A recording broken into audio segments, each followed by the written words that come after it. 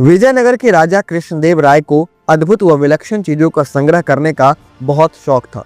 हर दरबारी उन्हें खुश रखने के लिए ऐसी दुर्लभ वस्तुओं की खोज करते रहता था ताकि वो चीज महाराज को देकर उनका शुभचिंतक बन सके और रुपया भी ऐंठ सके।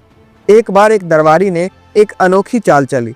उसने एक मोर को रंगों के एक विशेषज्ञ से लाल रंग रंगवा लिया और उस मोर को लेकर वो सीधा राज दरबार में पहुंचा और राजा से बोला, महाराज, मैंने मध्य प्रदेश के घने जंगलों से आपके लिए एक अद्भुत व अनोखा मोर मंगवाया है।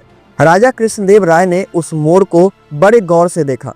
उन्हें बड़ा ताज्जुब हो रहा था। लाल मोर, वास्तव में आपने हमारे लिए अद्भुत चीज मंगवाई है। हम इसे राष्ट्रीय उद्यान में बड़ी हिफाजत से रखेंगे। अच्छा, तो ये बताओ कि इस मोर को मंगाने में तुम्हारा कितना खर्च पड़ा। दरबारी ने अपनी प्रशंसा सुनी तो वो प्रसन्न हो उठा। बड़े ही विनम्र भाव से बोला, महाराज, आपके लिए ये अनोखी वस्तु लाने के लिए मैंने अपने 2 सेवक पूरे देश की यात्रा पर भेज रखे थे। वे वर्षों तक किसी अद्भुत वस्तु की खोज में लग रहे थे। तब कहीं जाकर मध्य प्रदेश के जंगलों में ये अनोखा लाल रंग का मोर मिला है। मैंने अपने उन सेवकों पर करीब 25,000 रुपये खर्च किए हैं। उस दरबारी की बात सुनकर राजा कृष्णदेव राय तुरंत मंत्री को आज्ञा दिया, मंत्री जी, इस सज्जन को 25,000 रुपये राजकोष से दे दिया जाए। मंत्री को आज्ञा देकर राजा ने दोबारा उस दरबारी से कहा, ये तो आपको वो रुपया दिया जाता है जो आपने खर्च किया। इसके अलावा 1 सप्ताह बाद आपको उचित पुरस्कार भी दिया जाएगा। दरबारी को भला और क्या चाहिए था। वो तेनालीराम की ओर कुटिल भाव से देखकर मुस्कुराने लगा। तेनालीराम उसकी मुस्कान का मतलब समझ गए, लेकिन समय को देखते हुए उन्होंने चुप रहना उचित समझा।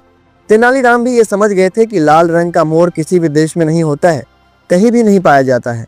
उसे लगा ये सब अवश्य ही दरबारी की कोई चाल है। बस फिर क्या था। तेनालीराम ने दूसरे ही दिन रंग का विशेषज्ञ को खोज निकाला जिसने लाल रंग का मोर तैयार किया था। तेनालीराम 4 और मोर लेकर उस चित्रकार के पास पहुंचा और उन्हें लाल रंग से रंगवाकर तैयार कराया और उसी दिन उन्हें दरबार में ले जाकर राजा से कहा, महाराज, हमारे मित्र दरबारी ने 25,000 से केवल 1 मोर ही मंगवाया था और मैं सिर्फ 50,000 में उससे भी अधिक सुंदर 4 लाल मोर ले आया हूँ। राजा ने देखा सचमुच तेनालीराम के चारों मोर उस दरबारी वाले मोर से कहीं अधिक सुंदर और सुर्ख लाल रंग के थे। राजा को आज्ञा देनी पड़ी, तेनालीराम को भी राजकोष से 50,000 रुपये फौरन दे दिया जाए। राजा कृष्णदेव राय की आज्ञा सुनते ही तेनालीराम ने एक आदमी की ओर इशारा करते हुए कहा, महाराज, पुरस्कार का सही अधिकारी ये कलाकार है, मैं नहीं हूँ। ये आदमी एक अनोखा चित्रकार है। ये किसी भी वस्तु का रंग बदलने की कला में निपुण है। इसी ने नीले मोरों को लाल रंग करने की कला दिखाई है। अब राजा को सारा गोरख धंधा समझते देर नहीं लगी। वो समझ गए कि पहले दिन दरबारी ने उन्हें मूर्ख बनाकर रुपये ठगे हैं। राजा ने फौरन ही उस दरबारी पर 25,000 लौटाने के साथ ही 5,000 रुपये का जुर्माने का आदेश दिया और चित्रकार को पुरस्कृत किया।